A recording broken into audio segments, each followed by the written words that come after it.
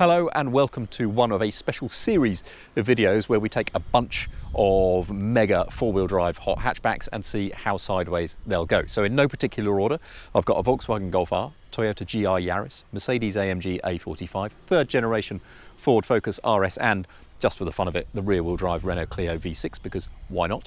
And I want to answer one incredibly simple but absolutely vital question: will it drift?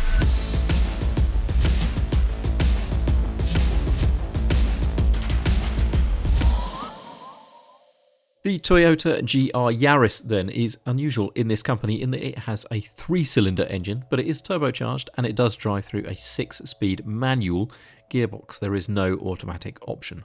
There is a limited slip differential at the front, and that's a Torsen unit, which is short for torque sensing, and drive is taken from there and diverted to the rear, where there is an electromechanical clutch which dictates how much torque the rear axle receives. Whatever gets to the back finds another Torsen LSD, and up to 70% of overall torque can be diverted rearwards depending on the drive mode you select. To maximise playfulness and agility, the rear axle is also geared 1% higher than the front. While other companies buy in their systems, Toyota has developed its own. The hardware, including these Torsen differentials, are from a company that is a subsidiary of Toyota. Okay, so welcome to the Toyota GR Yaris. Bit of a hero car, this, isn't it? Everybody loves it, everybody wants one, and they're very easy to put into ESC off mode, which is the main thing to do. ESC off. Now, there's this button here. Sport apparently puts up to 70% of power to the back. Normal is slightly front biased, and track, which I tilt that way, is 50-50 front and rear. I have tried it in the past a couple of different ways, and I will try it a couple of ways here. Slightly counterintuitively, I think track 50-50 gives a more consistent response than sport, which is apparently more rear biased. But let's go to sport first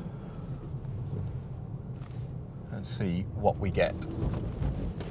So we're at a place called Thruxton, which is a racetrack in the south of England, and it has this bespoke skid pan. It's opened recently. And the interesting thing about the place is that because the speed is so low, my wheel speed now is 8 miles an hour, you can't use weight transfer as you could on a racetrack. You could sort of back it into a corner to unsettle the rear, get the nose planted. You can't do that here. It's all about this four-wheel drive drivetrain and to whether it puts enough to the back quickly enough. Because as soon as you get on the power and it puts stuff to the front, it wants to push on forwards, and being four-wheel drive, it will gradually pull out wider as it puts power to the rear, but it doesn't happen quickly enough, and you get wider and wider and wider, and the understeer kicks in at 11 miles an hour. So that was sport. Exactly the same conditions. I'm going to turn to track and see what that does. Technically, it does not put as much power to the back, but does it do it any quicker? Does it respond any quicker? Do you end up with the same thing? I think it starts to yaw towards the back a little bit quicker in track mode than it does in sport. That's still only 50%. Let's go sport again. I've gone down to first gear to see if it puts power any more quickly. No, I think track, slightly conversely, is better. The thing about the Yaris, if you pull the handbrake, it disconnects the clutch to the back axle. So it should lock the rears and let that come round. And I don't have to do anything else. I don't have to pull the clutch in to do it. It should just do it. So if I come on the bar, there it goes. Makes a horrible noise. Makes a really horrible noise. And now everything's spinning up and I'm going backwards. I'm going backwards with wheel speed of 23 miles an hour, but I'm still going backwards. Right, let's turn around, try that again, back in sport mode. And here is the thing with four-wheel drive cars. If you're in something rear-wheel drive, it would just very simply spin up the back, start going sideways. It's the natural thing for a drift car, because just getting the power, it just pushes on. As soon as any power goes to the front, it wants to push on.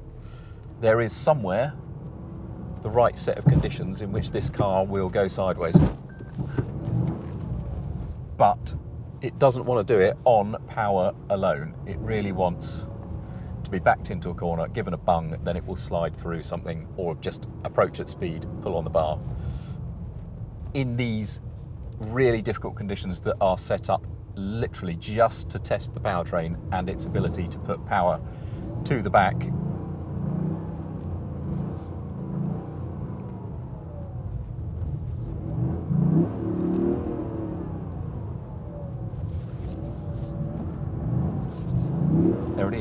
there it is, and now it's gone.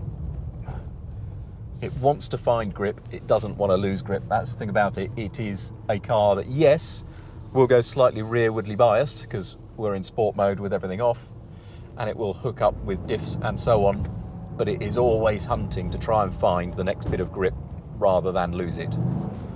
Will it drift? Yes,